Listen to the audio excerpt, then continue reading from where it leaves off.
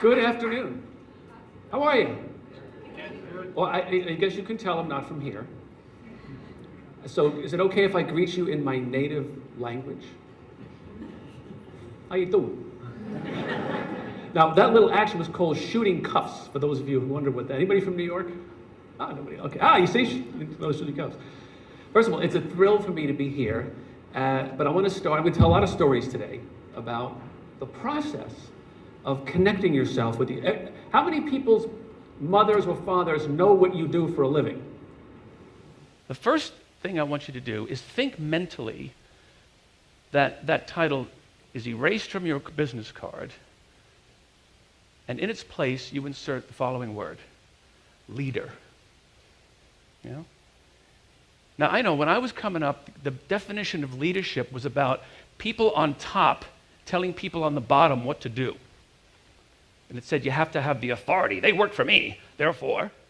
But actually, real leadership is the ability to connect with a group of people so that they say, where are you going?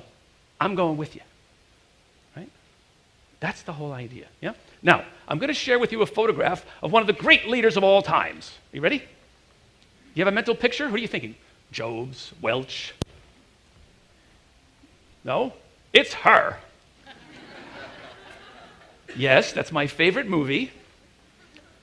Yes, it's my favorite movie. And of course, I didn't know it was in color until the rich kids down the street got a colored television set.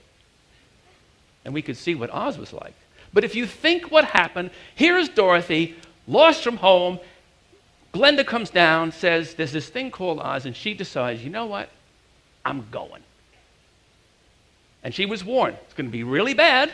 This really scary lady is going to chase you all over the place. And she meets people along the way. She doesn't command them to go with her. She says, well, I'm going to Oz. It's like this beautiful, great, green place. And they're going to send me home. And if you want a brain, why don't you come along? That's the act of creating a following. Right? Now, when I was a little kid, I'm going to go back to being a little kid. I skipped. When I was 6, I skipped everywhere. And while I was skipping, I sang. And since my mother was a big fan of Cole Porter, can you imagine this 6-year-old skipping around going, the nearness of you? I mean, it was this kid, strange child, right? Until I reached 10 and I realized, this is not exactly such a good survival idea.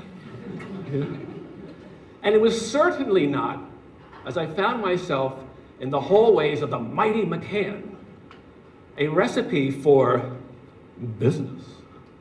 Because business was all about numbers and persuasion. I am of the opinion you do not persuade anybody to do anything. And I'm the guy that won $1 million worth of business, so they say. And it was done by this process, that behind every decision, no matter what it is made with the heart, not with the head.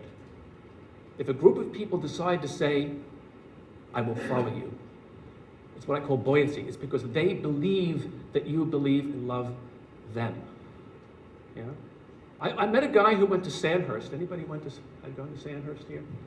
And he said that the thing they teach you is the capacity to love your men and women and be loved by them.